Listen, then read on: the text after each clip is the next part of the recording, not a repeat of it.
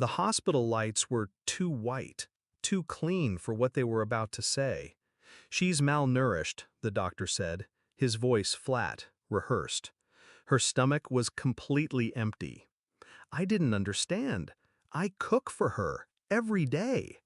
His eyes didn't change. No pity, just facts. She hasn't eaten, not in days.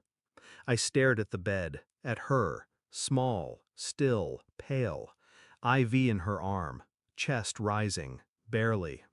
The world didn't fall apart, it just stopped making sense. I went home that night, alone. My wife stayed at the hospital. She held our daughter's hand, cried for the nurses, whispered prayers I didn't believe in. But she never looked at me. I stood in the kitchen, untouched dinner still on the stove. Her favorite, chicken, rice, steamed vegetables. It was all there, waiting. I opened the trash, full plate, another, same food. I checked the fridge, containers of meals I made, still sealed, still full. Something fractured, not loudly, quiet, like a hairline crack in glass, invisible until you press. I went to her room, sat on her bed, noticed something I hadn't before.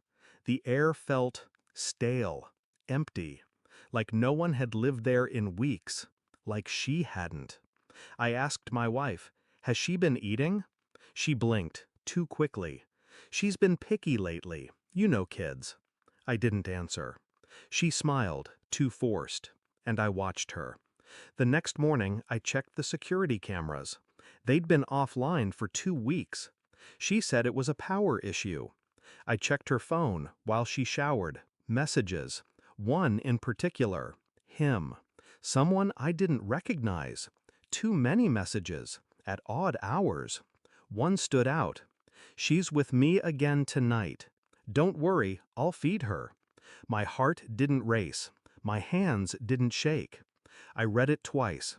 Then I put the phone back, exactly as I found it, and waited. I followed her. She said she was going to the pharmacy. Instead, she drove across town, stopped at a house I didn't know. She knocked. He opened the door. Tall, smiling, confident. She kissed him. Behind them, our daughter. Thin, silent, eyes hollow.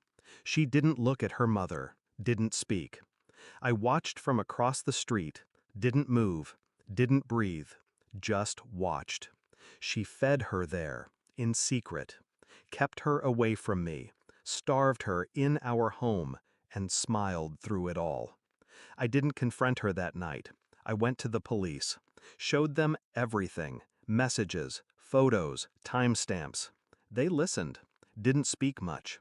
They didn't need to. When they came to the house, she was calm at first, until they took her. She looked at me, mouth open, no words, not even lies. I held our daughter. She clung to me, her eyes, different now, knowing. Later I met him, outside the courthouse. He tried to speak. I handed him the custody order, full, permanent, unquestionable.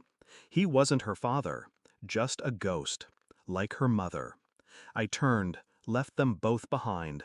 Now she eats with me, every night. Slowly the color returns. She laughs sometimes, quiet, unsure, but real. I never ask her about that house, about the hunger. Some truths don't need words. I cook, she eats, and I watch the door. Always locked, always closed. I trust no one now, not even her. Some things break too cleanly to ever fit again. She's safe, she's mine, and they are gone, forever.